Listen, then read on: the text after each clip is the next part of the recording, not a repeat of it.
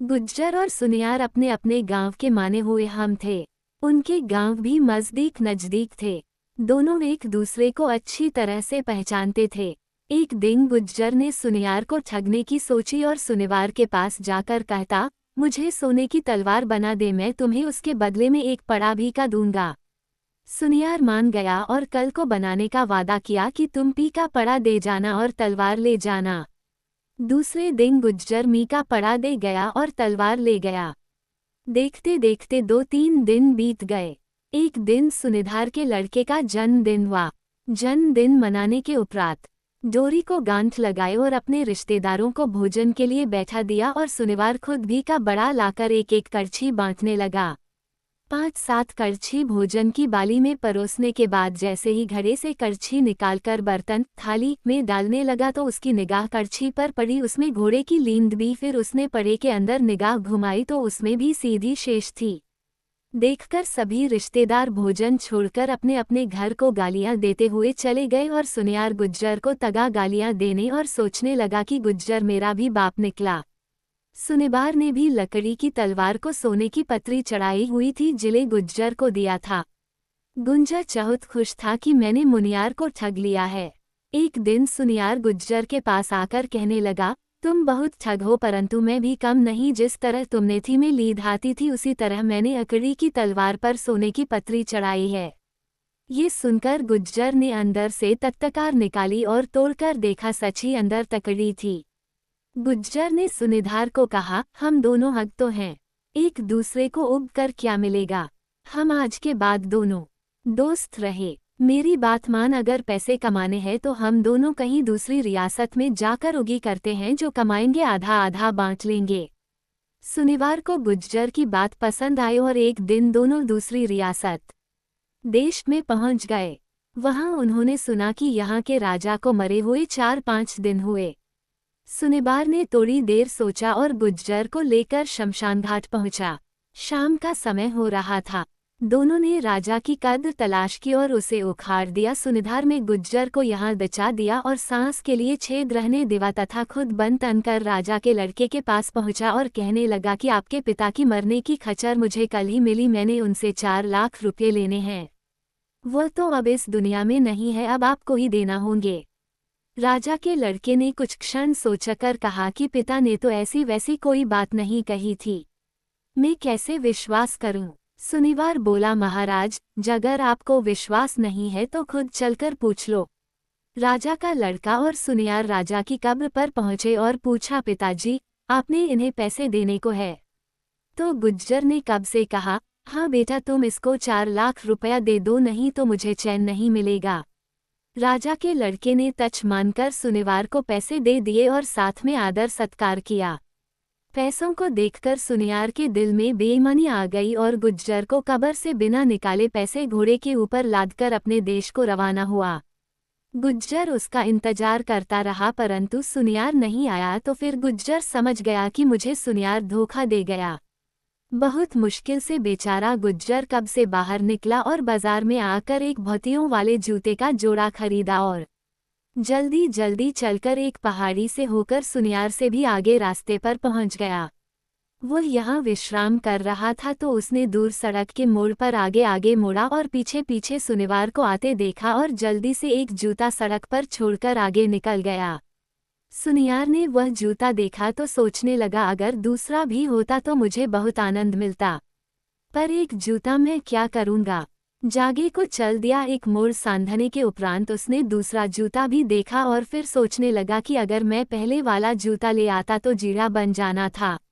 बड़ी देर सोचने के बाद उसने घोड़े को एक तरफ चरने छोड़ दिया और खुद वापस जूता लेने आ गया। ये देखकर गुज्जर दूक्ष से उतरा और घोड़े की हाँक कर पर पहुंचा।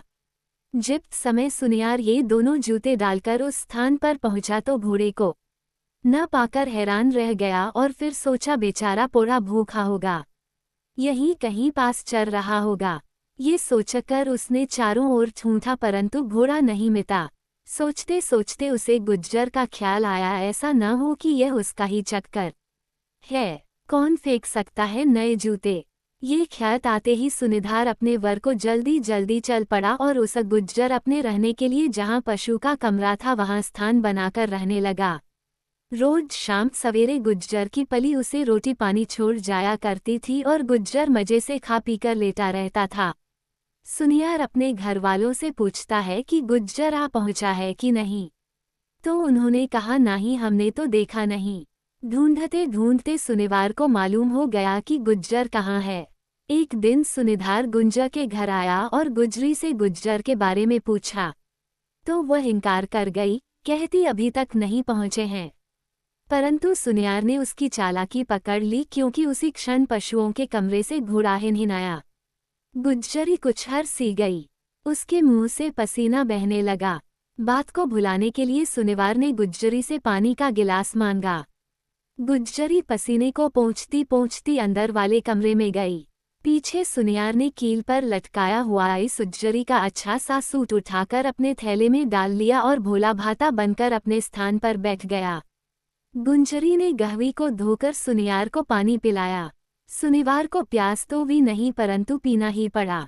गुज्जरी ने सुनिवार से पूछा, वह तो आपके साथ गए हो?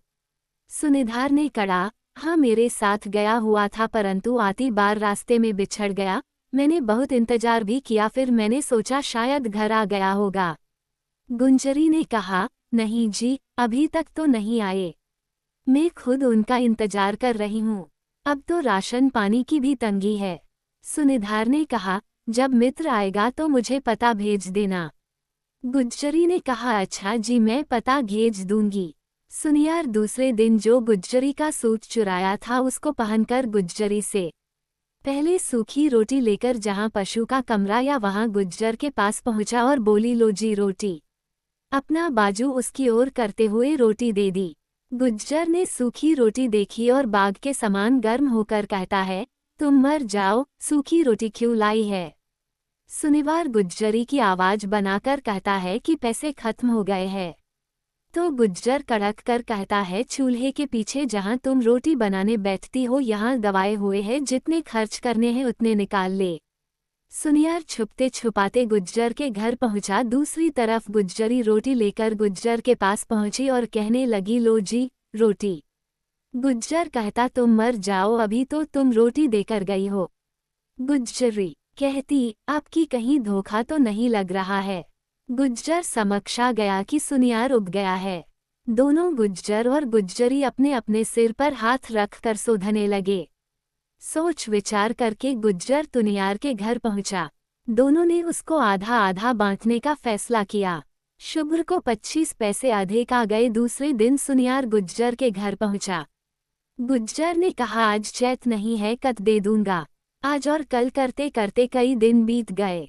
सुनिवार का मुंह मांग मांग कर थक गया, परंतु बेशर्म गुज्जर को जरा भी शर्म न आई। एक दिन सुनिधार शाम के समय गुज्जर के घर आया। गुज्जर आंगन में बैठा था। उसने सुनिपार को आते देख लिया। यह अपनी पत्नी के कान में कुछ फुसफुसाया और खुद मुर्दा बनकर भेट गया और पत्नी सिर खोलकर लगी रोने। आप मुझे किसके सहारे छोड़ गए? अब मेरा पालन पोषण कीन करेगा? मैं कैसे जीवित रहूंगी? ऐसे ऐसे कहने लगी। मुनियार समझ गया था कि ये ड्रामा कर रही है। ये भी कम नहीं था। सुनिवार भी शूठा मूठा रोने लगा और कहने लगा कि मेरा मित्र के साथ वचन है कि तुम्हें रस्सी से बांधकर सारे गांव में फेरकर जलाने ते जाऊंगा। सुनिवार ने गुज्जर को रस्सी से बांध दिया और फिर उसके कान के साथ मुंह लगाकर कहता है, गुंजरा पैसे दे दे, नहीं तो मैं सच्ची तुम्हें घसीट कर ले जाऊंगा। परंतु गुंबर जरा भी न माना। गुज्जर बड़ा बेशर्म, या तो मुनियार भी कम बेशर्म नहीं था। सुनियार ने गुज्जर को घसीटकर शमशान पाट पहुंचा दिया। चिता बनाई और उसके ऊपर रख दिया, परंतु गुज्जर बहुत बेशर्म था, बिल्कुल भी नहीं हिला। गुज्जर को चिता के ऊपर रखकर सुनियार ने उसके कान में फिर कहा, अभी समय है, उब जा, नहीं तो तुम चाद में पछताओगे। ये कहकर सुनियार शमशान घाट के पास ही एक मंदिर था, वहां जाधार उब गया। गुज्जर समझ गया कि सुनियार छुपा हुआ है। न सुनिधार मंदिर से बाहर निकला और न गुज्जर उठा। देखते देखते रात हो गई, पर एक भी अपने अपने स्थान से नहीं हिता। तो उसी समय सुनियार क्या देखता है कि 4 चोर अपने मावे को झवाकर पूजा करने लगे कि हमें अग्रासा माल मिलेगा तो उसका चौथा हिस्सा आपके चरणों में भेंट करेंगे और साथ में चिता को भी आग देंगे। देखते देखते बहुत राल हो गई। चोर गोरी करके माता के मंदिर पहुंचे और अपना वचन पूरा करके धन आपस में बांट लिया और अपनी अपनी गठरी बांधकर चिता को आग देने को चल दिए। चिता को अग्नि दी, क्योंकि उसे संक लगा या आता वह सीधा उठ खड़ा हुआ। चारों चीर डर गए और अपनी मुद्री को भीड़ कर अपने अपने घर भाग गए। आगे आगे बार चोर और 48 हिमाचल प्रदेश की लोक कथाएं।